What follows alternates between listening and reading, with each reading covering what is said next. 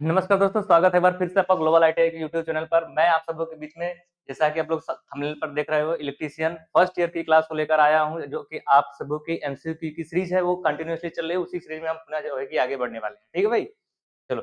तो वीडियो को स्टार्ट करने से पहले थोड़ा सा आप लोगों को इन्फॉर्मेशन दे दूं कि भाई, अ, यदि आप लोगों को लगता है कि आप लोग जो है कि पीडीएफ वगैरह डाउनलोड करके अपना एग्जाम को थोड़ा और बेहतर बनाना चाहते हो, अपने से कुछ ज्यादा अपनी तरफ से एफर्ट करना चाहते हो, तो उन लोगों के लिए कुछ है मेरे लिए कि भाई, आप लोग जो है कि गूगल पे जाओगे और सर्च बार में करोगे www.globaliti.org। ठीक है, तो आपको जैसा यहाँ पे स्क्रॉल खुल के आया है, सेम दैट स्क्रॉल खुल के आएगा।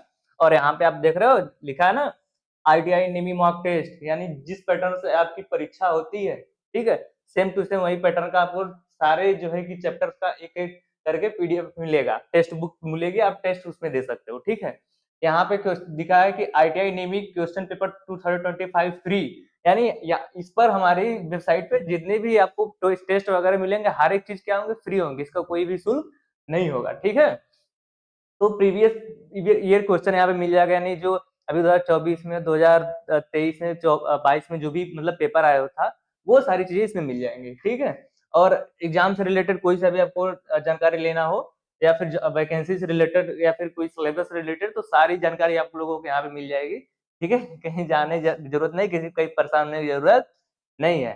ठीक है भाई। तो आप लोगों की ये कौन सी क्लास है भाई? 11वीं।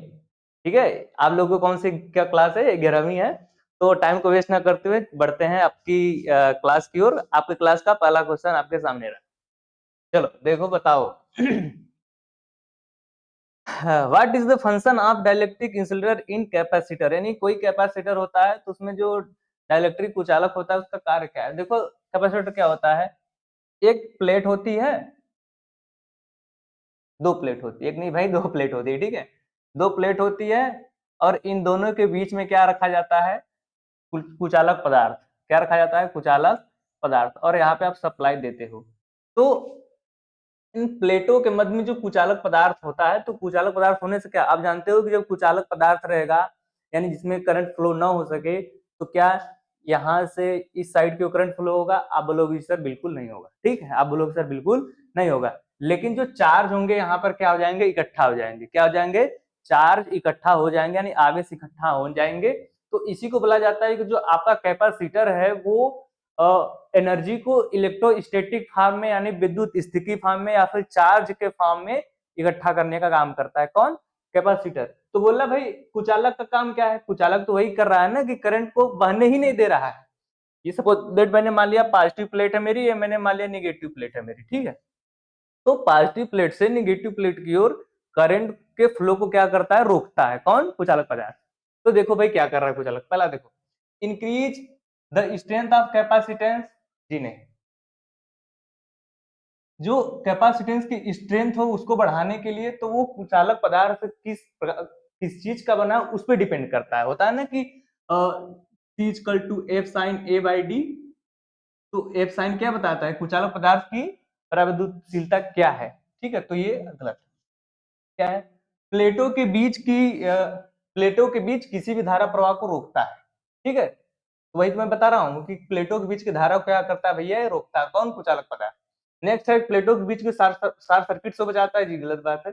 Helps to hold the charge in capacitor for long period, यानी कैपेसिटर में आवेश को लंबे समय तक रखने में मदद करता है। ऐसा कुछ नहीं है, तो ऑप्शन नंबर बी क्या होगा आपका भाई? Right answer. ठीक है, चलो अगला क्वेश्चन आपके सामने रहा।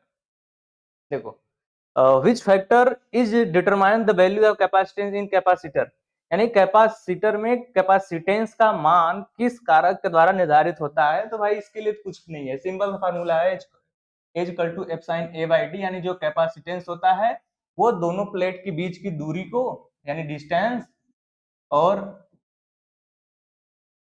उन दोनों प्लेट के बीच का एरिया यानी क्षेत्रफल, और जो कुचालक पदार्थ आपने रखा हुआ है उसको आप एप्सिलॉन से इंडिकेट करते हो, उसकी वैद्युतशीलता, यानी तीन चीजों पे डिपेंड करता है। तो देखो भाई, किसके द्वारा निर्धारित होता है? बोला है कि प्लेटों का क्षेत्रफल, यानी ए, ये तो सही दिख रहा है। चलो, प्लेटों का आकार, देखो आकार से कोई मतलब नहीं है, प्लेटों का पदार्थ उससे कोई मतलब नहीं है, प्लेटों की मोटाई कितनी उससे किसी से मतलब नहीं है, तो मतलब सिर्फ और सिर्फ है कि क्षेत्रफल कितना है। क्षेत्रफल बढ़ेगा तो कैपेसिटेंस बढ़ेगा, क्षेत्रफल घटेगा तो कैपेसिटेंस घटेगा। तो ऑप्शन नंबर ए क्या होगा भाई आपका राइट आंसर। ठीक है, चलो भाई अगला देखो। Which type of capacitor are use in F coupled capacitor. Actually F नहीं है ये आर एफ है। ठीक है, इसको काट लेना आर एफ। आर एफ का मतलब होता है रेडियो फ्रीक्वेंसी। क्या होता है भैया? Radio frequency coupling circuit. उसमें कौन सा होता है? तो आप बोलोगे सर इसमें जो होता है वो मोनोलिथिक होता है। क्या होता है भैया? मोनोलिथिक कैपेसिटर यूज होता है। ठीक है भाई, चलो तो इस चीज को आपको ध्यान रखना है।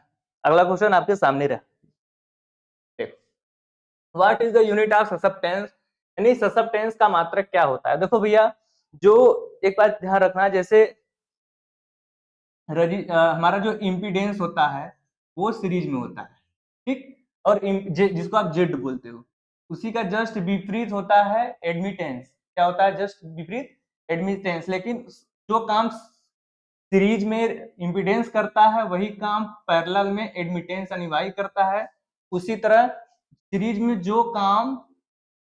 जो काम कंडक्टेंस करता है, पैरेलल में वही काम आपका कौन सा करता है? ससेप्टेंस करता है। क्या करता है? ससेप्टेंस करता है। ठीक है भाई, तो जो मात्रक इम्पीडेंस का होता है यानी ओम, वही मात्रक आपका एडमिटेंस यानी वाई का होता है यानी ओम। तो जो मात्रक कंडक्टेंस का होगा यानी सीमेंस, वही मात्रक किसका होगा? ससेप्टेंस का। तो सीमेंस को एक शब्द और बोलते हो महो। क्या बोलते हो भैया? महो। तो इसका भी मात्रक क्या हो जाएगा भैया? महो। ठीक है, इसका यूनिट क्या हो जाएगा? महो। तो ऑप्शन नंबर ए क्या होगा भाई? Right answer. बी दिया है भाई ओम। ओम सबको पता है किसका मात्रक है? आप बोलोगे सर ये तो रेजिस्टेंस का मात्रक है। ठीक है भाई, ये किसका मात्रक? हेनरी। सारे भाइयों को पता है हेनरी किसका मात्रक है? इंडक्टेंस का, जिसको आप हिंदी में क्या बोलते हो? प्रेरकत्व बोलते हो। क्या बोलते हो भैया? प्रेरकत्व बोलते हो। ठीक है, लास्ट ऑप्शन क्या है? फराडे। फराडे सबको पता है भाई, फराडे किसका यूनिट है? आप बोलोगे सर ये तो कैपेसिटेंस का मात्रक है, जिसको आप संधारित्र बोलते हैं, निर्धारिता बोलते हो। ठीक है, तो इस क्वेश्चन का राइट आंसर कौन सा होगा? ए नंबर। ठीक है, चलो अगला देखो भाई। What is the resistance of the inductive coil? Takes 5 ampere current across to 40-50 hertz, supply 8.8 power factor। यानी व्हाट इंडक्टिव कॉइल का रेजिस्टेंस क्या होगा जो 240 वोल्ट पर 5 एम्पियर की करंट ले रही हो। ठीक है, और उसका पावर फैक्टर आपको दिया है। तो देखो इंडक्टिव कॉइल का मतलब समझो भाई। इंडक्टिव कॉइल को आपको यदि प्रैक्टिकली दर्शाना हो तो आप ऐसे दर्शाते हैं, यानी कोई सा भी आप बाइंडिंग कर रहे हो भाई, तो उसमें तो इंडक्टेंस हो जाएगा, बट ऐसा तो नहीं है कि प्योर इंडक्टेंस, थोड़ा थोड़ा थोड़ा उसमें रेजिस्टेंस रहेगा ही रहेगा। तो वही बोल रहा है कि इंडक्टिंग कॉइल है, जैसे सप्लाई कितनी है आप बोला है 240 वोल्ट। ठीक है, और इसमें करंट कितना जा रही है? 5 एम्पियर। करंट कितना जा रहा है भाई? 5 एम्पियर। और यहाँ जो पावर फैक्टर यानी कास फाइव, पावर फैक्टर किससे इंडिकेट करते हैं कास फाइव। कास फाइव का मान दिया 0.8। ठीक है, तो आपसे पूछ रहा है कि क्या पूछ रहा है भाई? रेजिस्टेंस पूछ रहा है ना। चलो, यानी रेजिस्टेंस का मान क्या होगा, यानी इस आर का मान क्या होगा। इस आर को मान को ज्ञात करने से पहले आपको जेड पता होना चाहिए कि जेड क्या होगा, क्योंकि कास फाइव बराबर क्या होता है? कास फाइव जिसको पावर फैक्टर बोलते हो वो क्या होता है? R by Z. तो आपको कास फाइव पता है 0.8। आपको रेजिस्टेंस अगर जेड पता हो जाता तो आप तुरंत ही निकाल लेते रेजिस्टेंस का मान क्या है। तो जेड निकालने के लिए क्या करोगे भैया? जेड निकालने के लिए कुछ नहीं करोगे भाई। जेड निकालने पर के लिए आप क्या करोगे? जेड इजकल टू होता है V by I. Z equal to क्या होता है? वी बाई ये आपका एसी सर्किट के लिए होता है, लेकिन डीसी सर्किट के लिए R equal to V by I होता है, क्योंकि वहां पे क्योंकि यह डीसी सर्किट में आपका केवल रेजिस्टेंस इफेक्टिव होता है, इम्पिडेंस का कोई मतलब नहीं है, क्योंकि वहां पर रिएक्टेंस का कोई मतलब नहीं है। ठीक है, तो डीसी सर्किट के लिए R equal to V by I, लेकिन एसी सर्किट के लिए Z equal to V by I. तो यहाँ पे आप जो है कि निकाल सकते हो भाई जेड का मान क्या है। जेड निकालो, क्या है? 240 बटे आई का मान क्या दिया है भाई? 5 एम्पियर। कर दो 48 ओम। क्या आ गया? जेड का मान आ गया 48 ओम। और आपको क्या चाहिए? आर का मान। आप बोलोगे sir power factor cos phi equal to होता है आर बाई जेड, और पावर फैक्टर का मान दिया है 0.8, और आर का मान आपको फाइंड आउट करना है, जेड का मान आपने निकाल दिया है। 48। तो R इक्वल टू क्या हो जाएगा भाई 0.8 इंटू 48, R इक्वल टू 78 64 8 चौका 32 32 6 38 0.8 तो 38.4। तो 38.4 आपका क्या होगा भाई राइट आंसर होगा। ठीक है 38.4 आपका राइट आंसर होगा, लेकिन आपके बुक में 42.5 दिया है, यानी ये वाला दिया है जो कि गलत आंसर है, जो कि क्या है गलत आंसर है। आपको क्या करना है, यहाँ से कुछ नहीं करना है, यहाँ से जेड का मान निकालोगे यानी इम्पीडेंस का। इम्पीडेंस का मान आपने वी बाई आई करके निकाले 48 ओम आ गया। कास पावर फैक्टर का मान आपको दिया है, जेड आपने निकाल लिया, रेजिस्टेंस का मान आप बिल्कुल आसानी से निकाल सकते हो।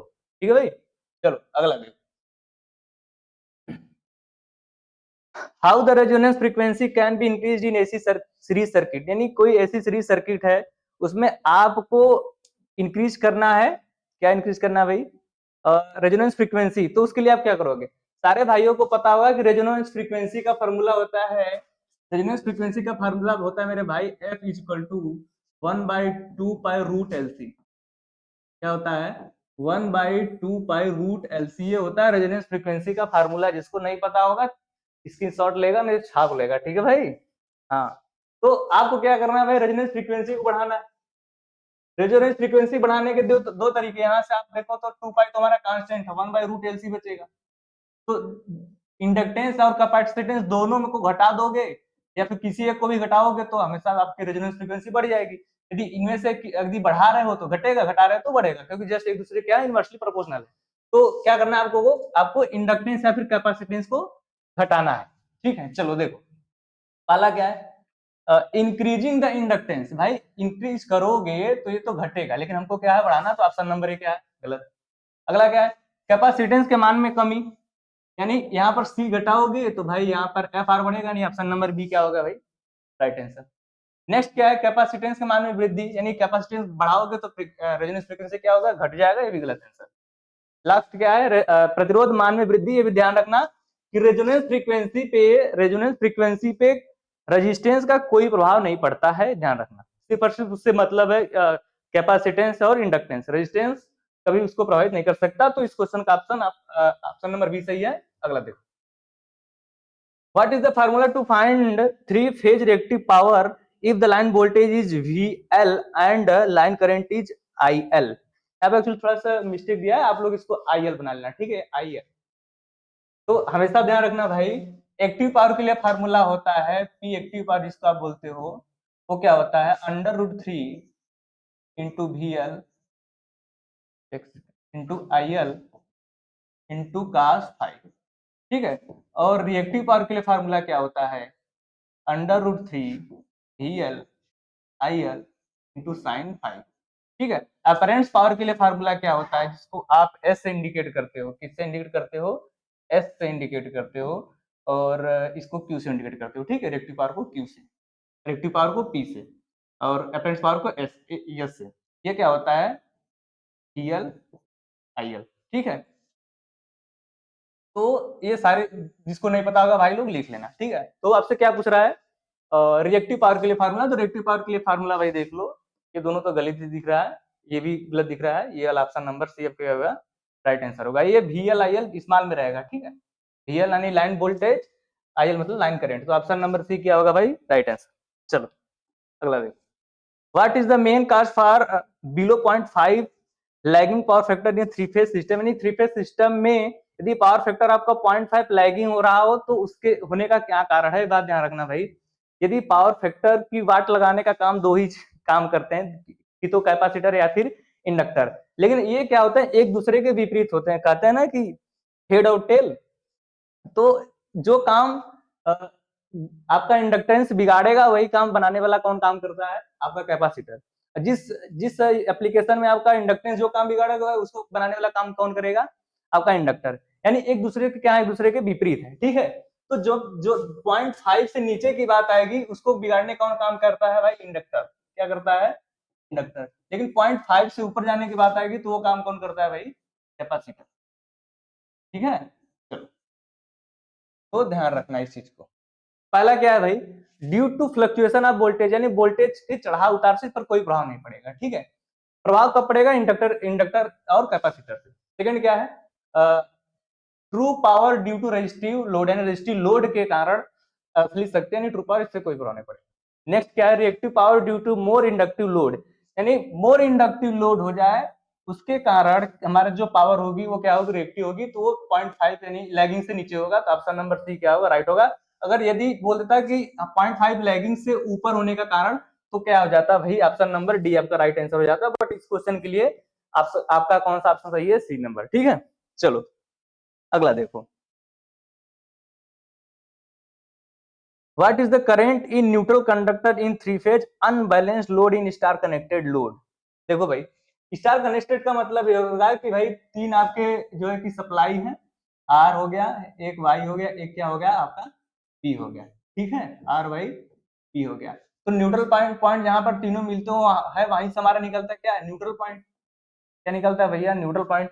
तो ध्यान रखना हमेशा और हमेशा बैलेंस कंडीशन में, किसमें, बैलेंस कंडीशन में। बैलेंस कंडीशन का मतलब ये हुआ कि कोई भी फॉल्ट कहीं पे नहीं हुआ है, उस कंडीशन में हमेशा और हमेशा न्यूट्रल करंट क्या होगी, जीरो होगी, क्या होगी, जीरो होगी। लेकिन अनबैलेंस कंडीशन में, हमेशा और हमेशा न्यूट्रल करंट का मान कुछ न कुछ होगा। वो होगा कितना, किसी भी आर वाई बी तीनों फेज में जितनी भी करंट होगी, मैंने मान लिया यहाँ पर 10 है, तीनों में 10-10 है, तो इन किन्हीं तीनों में से 10 से जब भी होगा हमेशा क्या होगा, नीचे होगा, क्या होगा, लेस देन 10। तो देखो कोई धारा भाई नहीं बहेगी, ये कब होता, बैलेंस कंडीशन में होता, ये कब होता, बैलेंस कंडीशन में होता, तब कोई धारा न बहती। तो ऑप्शन नंबर एक क्या है भाई, गलत है। नेक्स्ट क्या है, थ्री फेज में करंट का बीजगणितीय योग, ये गलत है भाई। नेक्स्ट है algebraic sum of current in two phase only, ये भी गलत है। लास्ट क्या है, lesser than the lowest current in any one of the phase, यानी किसी भी सभी फेज में से किसी एक फेज में सबसे कम धारा की तुलना में कम, तो ऑप्शन नंबर सी क्या, डी क्या होगा भाई, right answer. Option number D क्या होगा भाई, राइट आंसर। अगला देखो,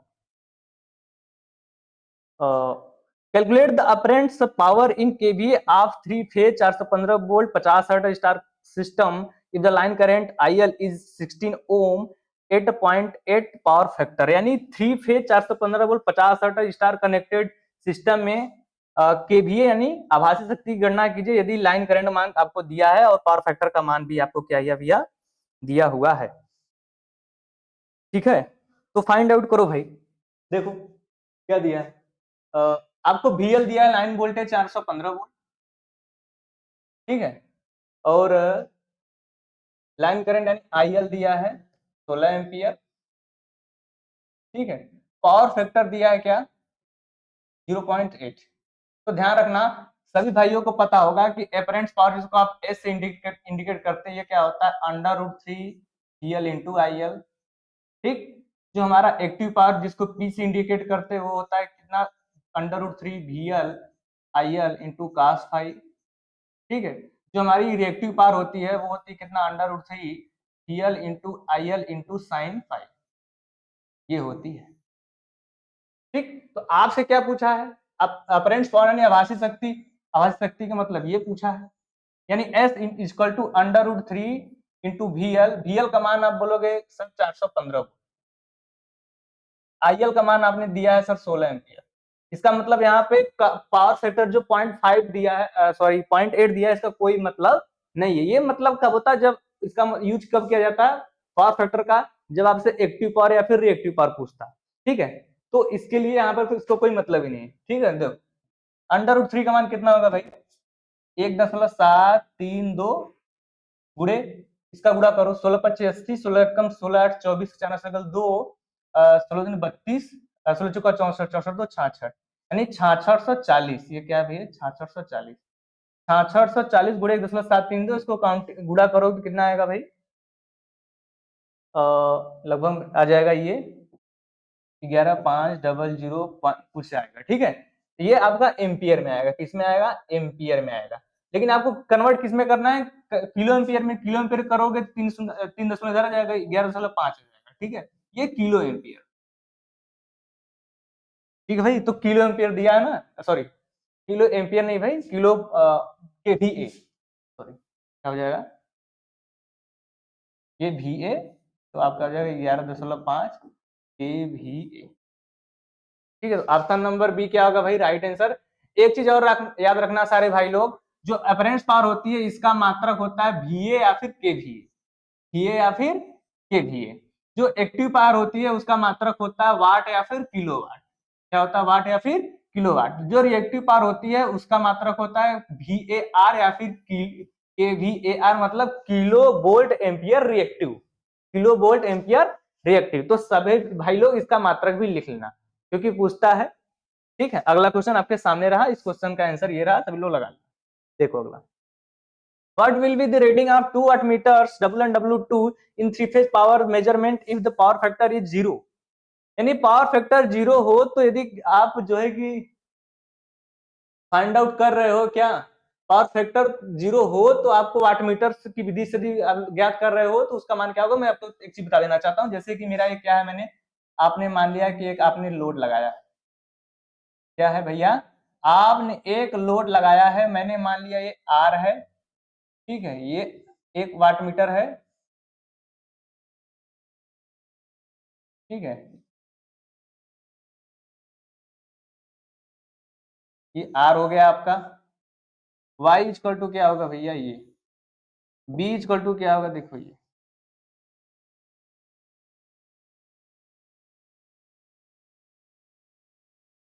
ये हमारा क्या हो गया, W1 यानी वाट मीटर 1, ये W2 यानी वाट मीटर 2। ये आपका क्या होगा, लोड हो गया। क्या होगा भैया, लोड हो गया। तो आपसे यही पूछ रहा है कि ये थ्री फेज पावर मेजरमेंट करने का तरीका है कि थ्री फेज पावर मेजरमेंट करना हो तो आप 2 वाट मीटर मेथड से, देखो मैंने 1 वाट मीटर यहाँ पे लगाया, 1 वाट मीटर यहाँ से लगाया, और इन दोनों के हेल्प से तीनों का आपका जो है कि पावर क्या हो जाएगा, कैलकुलेट हो जाएगा। तो वही ज्ञात करने के लिए बोल रहा है कि यदि 0 हो तो उसका मान क्या होगा। तो ध्यान रखना, यदि दोनों की वैल्यू, यदि पावर फैक्टर 0 हो, यदि पावर फैक्टर 0 हो लोड का, तो दोनों की वैल्यू समान होगी, लेकिन एक की पॉजिटिव होगी और एक की निगेटिव होगी इन वाट मीटर्स की। दूसरा, यदि पावर फैक्टर आपका 0.5 है, तो 0.5 है तो एक की रीडिंग 0 होगी, दूसरे की रीडिंग पॉजिटिव होगी। लेकिन यदि एक पावर फैक्टर 1 है यानी यूनिटी पावर फैक्टर है, यूनिटी पावर फैक्टर मतलब प्योर रेजिस्टिव लोड, उस कंडीशन में एक की रीडिंग, दो की रीडिंग यानी दोनों की इक्वल होगी और दोनों की पॉजिटिव होगी। इस चीज को सभी भाई लोग स्क्रीनशॉट ले लेंगे, ठीक है। चलो तो देखो क्वेश्चन आपसे क्या कह रहा है, आपसे क्वेश्चन क्या कह रहा है, पढ़ो। आपसे क्वेश्चन कह रहा है कि रीडिंग क्या होगी यदि पावर फैक्टर 0 हो। तो पावर फैक्टर 0, तो अभी तुम्हें बताया कि पावर फैक्टर 0 तो उसकी रीडिंग क्या होगी, दोनों की इक्वल होगी और एक दूसरे के विपरीत होगी चिन्ह के, यानी दोनों W1 और W2 बराबर होगा लेकिन चिन्ह में विपरीत रहेगा। तो आप भाई देख लो क्या है, W and W both are positive reading, नहीं, पॉजिटिव रीडिंग तो किसके लिए, पॉजिटिव रीडिंग दोनों के लिए किसके लिए, पावर फैक्टर 1 के लिए, यानी ये पावर फैक्टर जब 1 होता तब के लिए होता है ये कंडीशन, यानी ये गलत है। नेक्स्ट क्या है, W1 is positive and W is negative reading. लेकिन इसमें दिया तो ठीक है, लेकिन ये नहीं कहा है कि दोनों इक्वल होंगे, दिया ठीक है लेकिन इक्वल की बात नहीं किया है। अगला देखो, W1 is equal to W2 but with opposite sign. वही तो अभी तो बताया कि पावर फैक्टर जब 0 होगा, पावर फैक्टर भैया जब 0 होगा तो दोनों की रीडिंग इक्वल होगी बट साइन में अपोजिट होगी, यानी ऑप्शन नंबर सी क्या होगा भाई, राइट होगा। ठीक है, तो इस क्वेश्चन का आंसर सी नंबर, इस चीज का सभी लोग स्क्रीनशॉट ले लेंगे। ठीक है, अगला क्वेश्चन आपके सामने था, what is the maximum value of voltage for 240 volt RMS. यानी कोई वोल्टेज आरएमएस वैल्यू है कितना, 240 वोल्ट, तो उसका मैक्सिमम वोल्टेज आपसे पूछ रहा है। ठीक है, उसका मैक्सिमम वोल्टेज आपसे पूछ रहा है। तो देखो भैया, आप सारे भाइयों को पता होगा कि जो आरएमएस वैल्यू होती है वो क्या होती है, मैक्सिमम वैल्यू का यानी वीएम का 1/√2 होती है। आपसे आरएमएस वैल्यू तो दिया ही है, आपसे मैक्सिमम वैल्यू पूछ रहा है, यानी मैक्सिमम वैल्यू का मान क्या होगा, √2 इंटू वी आरएमएस। और वी आरएमएस सारे भाई हमेशा और हमेशा याद रखना, आपके घर पे जो भी सप्लाई आती है या फिर जिस किसी भी चीज के बारे में आप पढ़ते हो, वो सारे के सारे आपको हमेशा और हमेशा आरएमएस वैल्यू में ही दिया जाता है। जैसे कि होता है ना, आपके घर में कितनी सप्लाई वोल्टेज आ रही है, आप बोलोगे सर सिंगल फेज के लिए 230 volt, double phase three phase के लिए 440 वोल्ट। तो वो जो वोल्टेज है वो क्या है, आरएमएस वैल्यू है, हमेशा और हमेशा वो आरएमएस वैल्यू है, न कि पिक वैल्यू है, यानी न कि मैक्सिमम वैल्यू है या फिर एवरेज वैल्यू, वो हमेशा हमेशा आरएमएस वैल्यू, तो हमेशा याद रखना। तो RMS वैल्यू का मान क्या है 240। अब अंडर रूट 2 का मान 1.414 होता है, ये 240 होता है। आप भी एम यहां पर गुणा कर दोगे, कितना आ जाएगा भैया 339.5, यानी ऑप्शन नंबर सी आपका क्या होगा राइट आंसर। 339.5 यानी ऑप्शन नंबर सी क्या होगा भैया राइट आंसर। अगला क्वेश्चन आपके सामने रहा। चलो, what is the formula for reactive power in AC circuit. अभी मैं बताया रिएक्टिव पावर के लिए फार्मूला, एक्टिव पावर के लिए, रिएक्टिव पावर के लिए, अपेरेंट पावर के लिए फार्मूला सारे सभी के लिए मैं बता चुका हूं। क्या होता है आप बोलोगे सर ये होता है, किसके लिए पूछा है रिएक्टिव पावर के लिए, V इंटू आई इंटू साइन फाइव। ये किसके लिए होता है रिएक्टिव पावर के लिए, ठीक है। और P R equal to V I into cos phi, ये किसके लिए होता है आप बोलोगे सर ये तो एक्टिव पावर के लिए होता है, ठीक है। ये P इजकल टू वी आई, ये तो नॉर्मल पावर के लिए जिसको आप क्या बोलते हो अपरेंट पावर। यदि एसी सर्किट्स के लिए तो ये क्या है अपरेंट पावर, ठीक है भाई। तो इस क्वेश्चन का आंसर कौन सा होगा भैया डी नंबर, ठीक है। चलो अगला देखो, calculate the impedance of a circuit where R equal to 50 XL equal to 360। देखो यहाँ 360 नहीं है भाई, यहाँ पर 360 नहीं है, एक्चुअली ये 36 ओम है, ठीक है 36 ओम। यानी यहाँ पे आपने एक सप्लाई, एक सेकेंड ये चले, यहाँ पे आपने एक सप्लाई वोल्टेज लगा दिया यानी वी लगा दिया, और यहाँ का एक यहाँ पे जो है कि रेजिस्टेंस है, और यहाँ पे एक इंडक्टेंस है, और यहाँ पे कैपेसिटेंस है, ठीक है। ऐसा सर्किट है, और आपको बोला है कि देखो यहाँ पे भी थोड़ा गलत है, मैं बना दूंगा XC बराबर 24, यानी यहाँ का जो XC का मान दिया है वो 24 ओम दिया है। XL का मान देखो यहाँ गलत है भाई, 36 रहेगा 63 नहीं रहेगा, ये कितना दिया है 36 ओम दिया है, और रेजिस्टेंस क्या दिया है 50, ठीक है ये दिया है। तो प्रतिबाधा का मान आपसे पूछ रहा है, किसका मान पूछ रहा है प्रतिबाधा यानी जेड।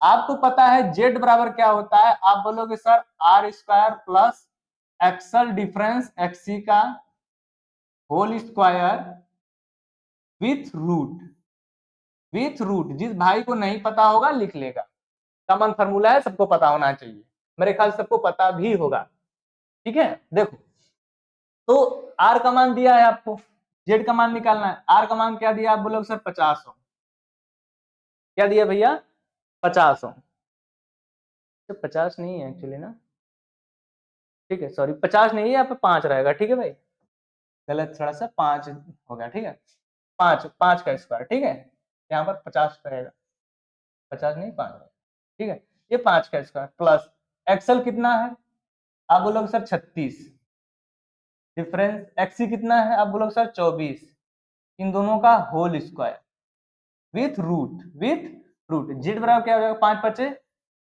25 प्लस 36 में से 36 में से 24 गया कितना हो जाएगा भैया 12, 12 का स्क्वायर, ठीक है। जेड इक्वल टू क्या हो जाएगा 25 प्लस 12, 12 में 144, तो यहाँ पे जेड बराबर क्या निकलेगा, इन दोनों को ऐड करोगे, इन 144 को ऐड करोगे कितना हो जाएगा भैया 169 अंडर रूट में आएगा।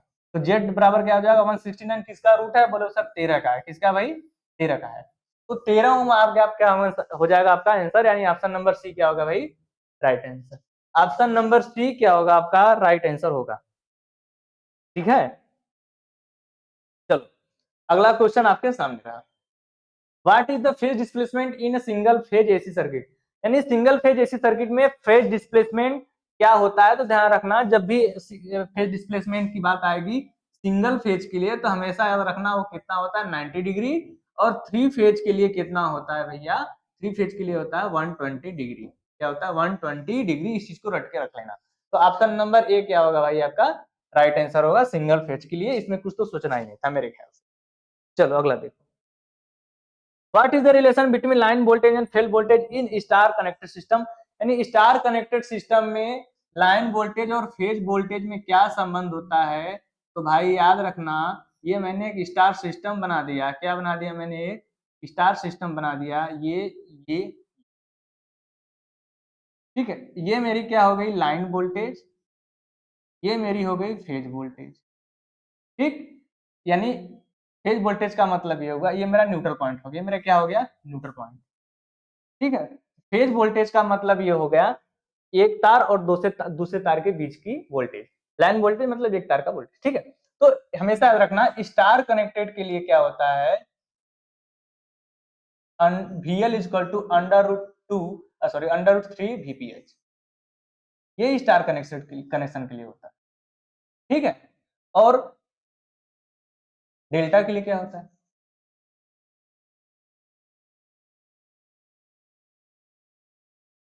डेल्टा कनेक्शन के लिए याद रखना मेरे भैया, VL और VPH हमेशा क्या होते हैं, एक दूसरे के इक्वल होते हैं। क्या होते हैं, इक्वल होते हैं। लेकिन यहाँ पे जो करंट का मान होता है वो क्या होता है, IL equal to under root 3 IPH। ठीक, और यहाँ पे करंट का मान क्या होता है, IL बराबर IPH। ठीक, तो आपसे पूछ दे किसी में, चाहे डेल्टा में पूछ दे चाहे स्टार में पूछ दे, लाइन करंट के लिए पूछ दे या फिर लाइन वोल्टेज के लिए पूछ दे, क्या रिलेशन है, मैंने सारे के सारे आपके रिलेशन लिख दिया। तो आपसे क्या पूछ रहा है भैया, स्टार कनेक्टर सिस्टम में लाइन वोल्टेज और फेज वोल्टेज में क्या संबंध है, देखो भाई स्टार है, यही वाला संबंध होगा, देख लो VL इक्वल टू क्या अंडर रूट 3 VPH, ये VL है। ठीक है, तो ऑप्शन नंबर पहला है, आपको क्या दिख रहा है, राइट आंसर। ये गलत है, ये गलत है, ये दिया है लेकिन बस ये भी गलत है। ठीक है, तो ऑप्शन नंबर ए क्या होगा भाई, राइट आंसर। अगला देखो, अगला क्वेश्चन आपके सामने रहा, calculate the line current of the three phase 415 volt 50 hertz supply the balance load of 300 watt at 0.8 power factor is connected in star system. ठीक है, तो स्टार कनेक्टेड सिस्टम में क्या होगा मान लाइन करंट का, यदि आपको इतना पावर दिया है तो ठीक है, ध्यान रखो भाई, ये एक चीज ध्यान रखना, ये जो पावर दी होती है हमेशा और हमेशा एक्टिव पावर दी होती है। कौन सी पावर दी होती है भैया, एक्टिव पावर दी होती है, कंफ्यूज नहीं होना है। वैसे मात्रक से पता चल जाएगा कि वाट है तो एक्टिव पावर रहेगा, केवल KVA है या फिर VA है तो अपरेंट पावर हो जाएगा, VAR या फिर KVAR है तो वो रिएक्टिव पावर हो जाएगा। तो क्लियर है, यानी P इक्वल टू दे दिया आपको 300 वाट। ठीक है, और पावर फैक्टर यानी cos फाई का मान भी आपको दे दिया भाई 0.8। ठीक है, और VL यानी लाइन वोल्टेज का मान भी आपको दे दिया 415 वोल्ट। ठीक है, आपसे लाइन करंट यानी IL का मान पूछ रहा है, तो सारे भाइयों को पता है क्या होता है एक्टिव पावर का फार्मूला। एक्टिव पावर का फार्मूला क्या होता है भाई, कि P equal to under root 3 into VL into IL into cos phi. ठीक है, आपसे क्या पूछ रहा है IL, तो IL के लिए आप क्या करोगे, IL बराबर क्या हो जाएगा, P by VL into cos phi. ठीक है, इंटू अंडर रूट 3, पावर क्या दिया भैया 300, सॉरी 3000 बटे अंडर रूट 3, VL का मान आपको दिया 415 वोल्ट, और अंडर रूट 3 का जो है कि cos फाई का मान दिया है 0.8। आप ऊपर नीचे अंडर रूट 3 का गुणा कर दोगे तो ये अंडर रूट 3 ये केवल 3 बचेगा, ये क्या बचेगा सिर्फ 3 बचेगा। ठीक है, इसको काट दो 1000 आ जाएगा। और आपको पता है कि भाई अंडर रूट 3 का मान क्या होता है, 1.732 होता है, फिर 3 शून्य और आगे बढ़ा दोगे तो क्या हो जाएगा, IL इक्वल टू 1732 भाई, इसका गुणा करो 8 25 40 4 8 कम 8 4 12 800 का 32 से 33, यानी IL इक्वल टू आ जाएगा क्या 1732 बटे 332। और इसको आप जब सॉल्व करोगे तो कितना आंसर आएगा भाई इसका 5.2। 3 पचे 15 देख रहे हो, 3 पचे 15 और 318 छबार में ज्यादा हो जाएगा, तो 5 के रेंज में जाएगा तो 5 पॉइंट समथिंग आंसर आएगा, यानी 5.2 आएगा। ऑप्शन नंबर बी क्या होगा भाई, right answer. Option number B क्या होगा भाई, राइट आंसर। कुछ करना तो था नहीं मेरे ख्याल से, फार्मूला पता है सबको, और जो है कि फार्मूले पर रखना है, आंसर आपके हाथों में रहेगा। चलो, what is the power factor in three phase power measurement of 2 watt meter showing equal readings, यानी थ्री फेज पावर मेजरमेंट आप कर रहे हो किस विधि से, 2 वाट मीटर मेथड से, तो रीडिंग क्या होगी यदि दोनों की इक्वल समान रीडिंग दे रहा हो। तो मैं क्या अभी आप लोगों को नहीं बताया हूं कि जब दोनों की रीडिंग इक्वल होगी तो पावर फैक्टर क्या होगा, 0 होगी तो क्या होगा, और निगेटिव माइनस होगा तो क्या होगा। देखो पावर फैक्टर यदि दोनों रीडिंग जो है कि एक की पॉजिटिव एक की नेगेटिव सेम हो तो 0, एक के पॉजिटिव एक की 0 हो तो जो है कि पावर फैक्टर 0.5, दोनों इक्वल और समान हो तो पावर फैक्टर आपका क्या हो जाएगा, 1 हो जाएगा। बताया तो हूँ, तो देखो भाई क्या होगा इसका आंसर। लिखा है दोनों वाटमीटर में समान रीडिंग दिखाई देने पर, किसके लिए होता है भैया, पावर फैक्टर जब आपका 1 होता है तब, जब पावर फैक्टर 1 होता है तब। तो ऑप्शन नंबर बी क्या होगा भाई, राइट आंसर। तो इसीलिए मैं बोला था कि उस चीज का आप यदि स्क्रीनशॉट ले लोगे तो ये बार बार परेशान होने की जरूरत नहीं पड़ेगी, ठीक है भाई। अगला देखो, calculate the power factor of coil having resistance of 24 ohm draws the current of 5 ampere at 240 volt 50 hertz AC frequency supply. यानी 24 ओम रेजिस्टेंस वाली कॉइल के पावर फैक्टर की गणना कीजिए यदि करंट इतना ले रही हो तो, ठीक है, अगर करंट इतना ले रही हो तो आप बताओ मेरे भैया कि आपको पावर फैक्टर cos फाई के लिए क्या चाहिए। आप बोलोगे सर पावर फैक्टर बराबर होता है R/Z, या फिर और कुछ फार्मूला होता है, ऐसा बात नहीं कि एक ही फार्मूला होता है, P/S होता है, ठीक है, Y/G होता है। तो खैर यहाँ पे जो दिया है उसी चीज से हम करेंगे ना। तो आपसे पूछा है क्या भैया, पावर फैक्टर, पावर फैक्टर के लिए आपको रेजिस्टेंस और जो है कि इंपीडेंस चाहिए। तो रेजिस्टेंस तो आपको दिया है 24 ओम, यानी आर आपको दे दिया है 24 ओम आपको दे दिया है, लेकिन आपको जेड नहीं पता है ना। तो जेड के लिए क्या करोगे, जेड के लिए क्या करोगे,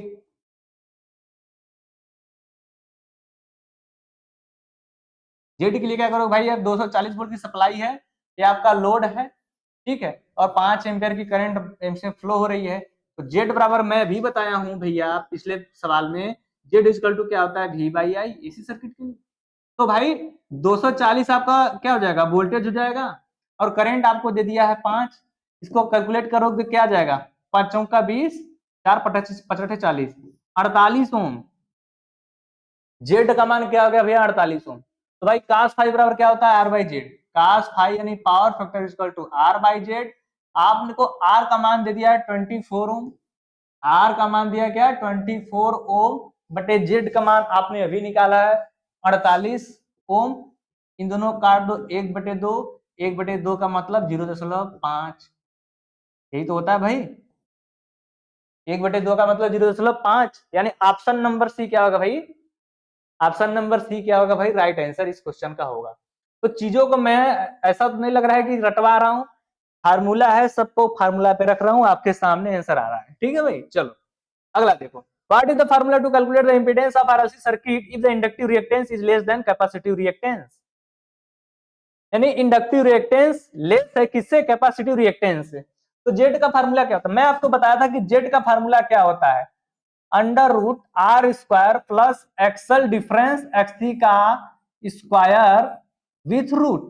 लेकिन आपसे यहाँ पे क्या पूछा है कि सूत्र क्या होगा यदि एक्सल एक्सी से कम है, तो जो एक्सी जो बड़ा हो तो पहले लिखे गए हैं, इसीलिए यहाँ पे डिफरेंस लिखा जाता है, माइनस तो लिखा ही नहीं जाता है, ठीक है, माइनस तो लिखा ही नहीं जाता है। तो यहाँ पे क्या होगा, R square plus XC minus XL का स्क्वायर विथ रूट, ये हो गया जेड का फार्मूला। तो देखो भाई यहाँ पे तो R2 लिखा है प्लस, ये तो गलती है। दूसरा क्या है, अंडर रूट डबल R2 है, डबल अंडर रूट है, ये भी गलत है। तीसरा क्या है, डबल अंडर रूट है, लेकिन ये भी गलत है। अगर यहाँ पर अगर होता भी तो एक्सल एक्सल लिखा है तो भी गलत है, या स्क्वायर लिखा है, गलत है। लास्ट ऑप्शन क्या है, Z equal to under root R2 plus XC minus X, ये 1 नहीं एल है, 1 नहीं एल है, एक्सएल का स्क्वायर, ये रूट तो ऑलरेडी दिख रहा है। तो ऑप्शन नंबर डी क्या होगा भाई, right answer. Option number D क्या होगा, राइट आंसर। यहाँ पे मैं बिल्कुल क्लियर लिख दिया हूँ, ठीक है। चलो अगला क्वेश्चन देखो, अगला क्वेश्चन देखो हो गया खत्म, ठीक है भाई। तो उम्मीद करता हूं कि आप लोगों को हमारी क्लास जो है पसंद आई होगी, और यदि आपको कोई क्वेरी हो, कोई क्वेश्चन हो इस चैप्टर से रिलेटेड, तो हाँ कमेंट कीजिए कि हाँ सर ये क्वेश्चन नहीं समझ में आया, मैं उस पर जरूर कोशिश करूंगा, डिस्कस करूँ, आपकी प्रॉब्लम्स को सॉल्व करूँ, ठीक है। तो मुझे लगता है कि आप लोगों को काफी बेहतर समझ में आ गया, ठीक है। तो वीडियो को नहीं मिलते हैं नई क्लास में नई ऊर्जाओं के साथ, ठीक है, धन्यवाद भाई।